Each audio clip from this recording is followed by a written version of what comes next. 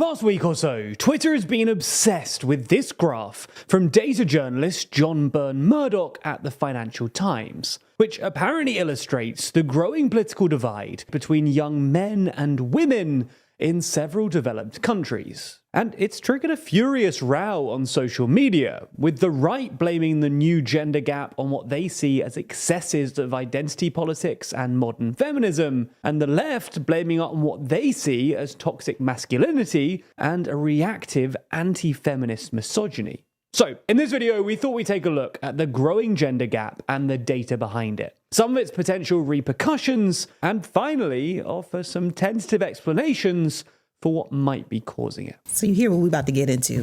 Yeah. Before we even really get into it, comment down below your thoughts. I'd be interested to see what you guys think of the topic before we even get into it. Actually, me and my cousin just recently got into a discussion about liberals versus conservatism. And he was claiming that most people are liberal. And I was claiming that it's probably closer to 50-50. Now, we don't really have any data on that. He was saying that because most people vote Democrat, that they're more liberal.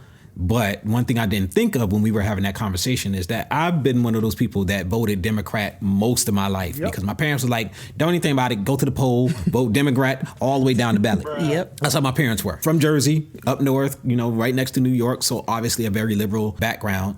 And of course, lately, I've been becoming more conservative. I don't consider myself conservative. I definitely don't consider myself a Republican. I'm definitely not a Democrat. I'm definitely not liberal. But I'm somewhere in between, and because I grew up in a strict church environment, it wasn't just we went to church. Like I had them, we at church all day parents. All day. Yeah, all day. All day, just me, by myself. 9:15 Sabbath school. Yeah. Just like seriously in the church. My dad was an elder. My mom was a deaconess, if I remember correctly. We were conservative in our views because when you have Christian background or Christian values, you tend to fall on more conservative lines, but we always voted Democrats. And for the most part, the black church is conservative. Yes. Yeah. Because the black church, the last studies I saw about the black church, when they talk about a lot of the hot button issues between liberals and conservatism, a lot of the black church members would fall on the conservative side, even if they voted liberal. That's a good one. Because their Bible is their guide as to what's right or wrong, some of them. The Bible is the very crux of what is considered conservative. Yep. It's just a very interesting thing, so this was definitely something I wanted to jump on. Yes. The first thing we need to say is that while we're obviously grateful to John Murdoch for drawing attention to the phenomenon, the Financial Times aren't the first to notice that women are becoming more liberal than men. The so-called gender gap was first observed in the late 90s and early 2000s, when academics started noticing that men were no longer more left-wing than women. Yep. You heard that right. While it might be hard to believe today, until the 80s and 90s, men tended to be more left-wing than women. In the US, for example, women historically voted Republican, but started moving towards the Democrats from the 1980 election onwards. In fact, you can kind of see this in the FT graph, where the blue line starts off slightly higher than the red one. While in the UK, young women suddenly veered towards Labour at the 1992 election, while young men did the opposite. This gender gap, where men were more liberal than women, and which lasted from the end of World War II until the 80s, is known in the literature as the traditional gender gap. Conversely, the gender gap we see today, where women are more liberal than men, is known as the modern gender gap. But while the modern gender gap has existed for the past 30 years or so, that piece in the FT suggests that it's widened significantly in the past few years, with Gen Z. Now, because much of the data involved essentially uses party affiliation as a proxy for ideology, it's hard to say whether this is because young women are getting more liberal or young men are getting more conservative. For instance, while at first glance the graphs apparently suggest It's both. We don't even gotta worry about that. Just because of the space we in, it's definitely both.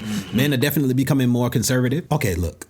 I was talking to God, right? And I was like, you know what? Maybe I'm a bit harsh. I don't know if you want me to be harsh. So what I'm gonna do is I'm gonna try to be kinda gentler, Jermaine. I'm gonna be more like Jesus. When I speak, man. I want people to understand. I don't just want to go and tell people they doing stuff that's stupid, because you don't know how they grew up. You don't know what they going through. You know, sometimes people might have common sense, but they might lose it just because things in their life is going crazy. True. We can attest sometimes things in your life can go crazy and then drive you crazy. Yep, so true. I need to be a kind of, I don't know how long this is going to last, but I'm going to try. So men, it's just like, you know what? I don't want a woman who has slept with 37 people by the time she's 21. I don't think that's okay. And women are like, I can do whatever I want to. My body, my choice. It's both. Yes. I think that's very easy to answer. I mean, we can do data on it all we want to, but I think it's very apparent what's going on. Yep. Yeah. I don't know. You got anything to say about that? Not at the moment. All right, we can keep it moving then. All right. Suggests that it's mainly women getting more liberal, with the notable exception of South Korea. It could instead be argued that women have stayed the same, but conservative parties have moved right and taken young men with them, which would mean even more women voting for liberal parties, even if their politics haven't changed. Anyway, whether it's men moving right or women moving left, it's at least true to say that the gap between the two sides has widened, according to recent data. In this sense, there are now 3 gender gaps. The traditional gender gap, running from World War II until about 1980, when men were more liberal than women. The modern gender gap, running from 1980 until about 2020, where women were more liberal than men. And what we might describe as the Gen Z gender gap, which began a couple of years ago and refers to the fact that young women are now much more liberal than young men. While inferring causation is difficult here, it's plausible that this widening gender gap could have some pretty severe social consequences. For instance, some commentators have suggested that this widening political chasm could be contributing to declining marriage and fertility rates in the developed world. Ding, ding, ding, ding, ding. Ding, ding, ding, ding, ding. Yeah. That part. Hey. I'm trying to understand why it seems that people don't understand why this is a thing. Like, I'm trying to understand why it is that women don't see the issue with them becoming more extreme liberal, like how it's affecting society. Like the fact that the birth rate has gone down, the fact that there's the decline in basically in marriages and like the nuclear family, like all that stuff is going down. And I don't know if it's that they don't see it or that they don't care how that's actually going to affect them and us, everybody, like long term. Like, yeah, it might be okay in the moment, but they don't see the repercussions basically of how it's going to affect society long term and like their future children, if they have children, and their children's children, like how the breakdown basically of the family, essentially how it's destroying the society. Both. They don't care and they don't see it. Both. Okay, so I'm gonna use all of the bro science that I have at my disposal to explain this. Okay? I'm not even gonna worry about stats and stuff like that. It's just gonna be bro science. In general, when you talk about relationships, it seems as if men tend to be more in the future big plan. Women tend to add all the details necessary to make that plan successful. Yeah. And this is not a exclusive men don't never deal with details and women don't never think long term. That's not what I'm saying. Nope. But for the most part, that is the general consensus of how men and women Are wired. They're wired differently. Right. It's not about who's more intelligent. We're different. Yep. Right. If you look at the graphs on intelligence and stuff, they talk about men have, I think, a flatter curve than women, and women's curve is more like this when you talk about the intelligence, from dumb to highly intelligent, like genius level. And what it is women have more people in the middle, and men have people that are spread out across the entire spectrum. We got more people who are stupid. We also got more people who are super intelligent. Yes. But when you add all of it together, as a whole, we're very, very even, right?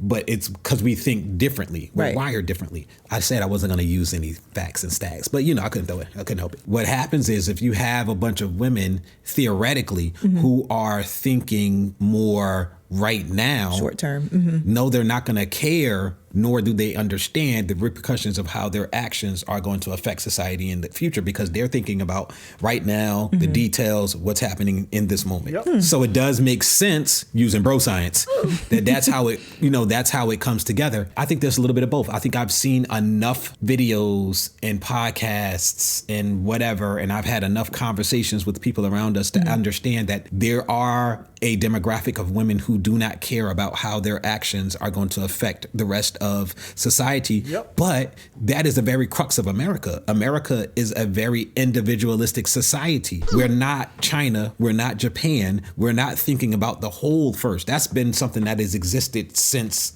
I don't even know how long. Yikes. All of the countries that sort of follow this narrative are having similar issues. And I do believe that the spread of feminism is a huge part of it. Yeah. And I think that the gap is widening with the explosion of the red pill in response to feminism. But I would like for you to do a favor for me. I would like for you to hit all the buttons. Would you hit the like button? Yes. Hit the subscribe button? Yes. Hit the notification button? Yes. Hit all the buttons. Yes. Thank you. And I'm gonna say this, and I know I'm probably gonna get a lot of backlash, but I just have to say it because it's on my dome. I don't know if Jesus is saying you need to put this out there, but I think that this is why for so long women have not been in leadership positions. Whoa, wait a minute. I didn't say that. I'm just listen. No, I'm just saying. Wasn't me. Okay, y'all can't cancel me because I'm not on social media anyway. But I'm just saying. No, I'm saying Go like ahead. when you think about it, and we're gonna get back to the video. When you think about really, you're just gonna leave me in the lurch. Yeah, It's all go right. on. No, but when you think about like what we just talked about, like the way men and women are wired, and don't get me wrong, I'm not saying that women they should not be involved. Okay. Think about it. If you have an organization, a business, you ideally want your business to last. You want it to have longevity. So wouldn't it behoove you to have people who generally tend to think long term to be kind of at the top to making sure that they have that long term vision? It's also important that you have the women in there at the table as well. You always need a Donna to be the director. I'm Donna. I know everything. Yes, you need them to have those details. So I think like logically that makes sense. This one, you're on your own. I don't know if you guys feel me. You can go ahead and comment down below, but that's just what came to me. No, I think we just need to be real. We need to be realistic about the roles that we play and how we're wired so that way we can work together. Again, at the end of the day, y'all, we all about coming together, okay? Working together. Like we all have our parts to play. There's no I in team, as cheesy as it sounds, but you guys know that that's a thing, okay? Everybody can't be the quarterback. Everybody can't be the guard or the can't be center. coach. Yeah. Everybody can't be the coach. Yeah. Everybody has their part to play in order for the team to be most effective. Yeah. And that's what we have to realize, that we're a team and we need to let each other play the parts that they are best at. Oh, boy. that would be completely against feminism, because feminism says that we are completely equal and that there is no real difference between men and women. That's just dumb. And I'm sorry, that's just dumb. Like, come on, man. I'm Like, like, Come on now, dog. you don't think there's no difference between men and women? Look down. Look down. I'm like, come on. Like, even if some of y'all, I got bigger chest than some of y'all. I understand. Look further down. Look further down. See if it's a difference between men and women. Wow. That is more than just physical. And I think part of the issue is, we talk about this often, the interfighting is because at one point men were acting like, we don't need y'all. Like douchebags. Y'all ain't nobody. Yeah. Da-da-da. And this is not all men, for sure. Right. Definitely not all Right. men. But there were enough men moving like that, and there were enough bad picking of men, and there was enough men just being douchebags because they are. And there's enough men who went through stuff and was not getting help for it. I mean, it's so many things that add into it. I'm going to just tell y'all, because I've been personally affected by the things that happened years ago. I was personally affected by Vietnam, and I didn't even know it. Wow. yeah. And a lot of us were personally affected by Vietnam, and y'all probably don't even know it. We talk about how the men were acting and how they are. When the men came back, they were different. They were never going to be the same person. And a lot of them didn't get help. And a lot of that translated down into us, because that personally affected me and my family. And we have to understand that there's a lot of stuff that happened. And then, of course, feminism. And, you know, now we got the I don't need no man, and all women is, I've heard so many really creative ways of people saying it. Shout out to Melanie King, a skeet receptacle. It's just been some crazy.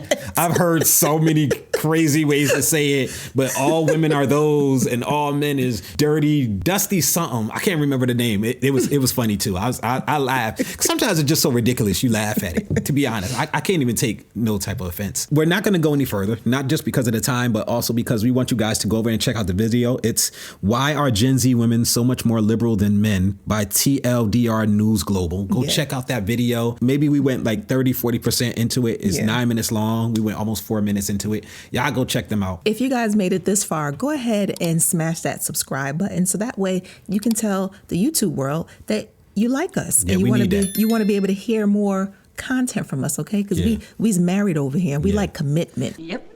So go ahead and smash the subscribe button if you're here for that. And also, just a little side plug, we're probably going to be starting a Patreon soon for those of you who've been rocking with us for a minute to get a little bit more exclusive content. And for those of you who are really serious about taking your relationship to the next level or wanting to be able to figure out things to help you get into a relationship, a long-lasting marriage, because we realize that everybody that come here ain't necessarily, they ain't doing that. They're here for entertainment, and that's okay.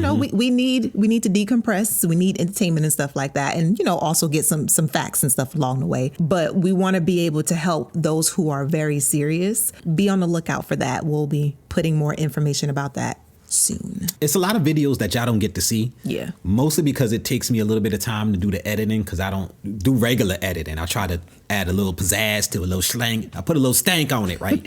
And so sometimes we'll have episodes that never come out. Like I got stuff literally from years ago that never dropped. But sometimes it's good information. And sometimes we don't put stuff out because we don't know if people are going to click on it because it's too informational or it's too positive. That's whack. Because it's too positive. But sometimes stuff be too positive. Nobody don't want to see you and your marriage doing good. Right.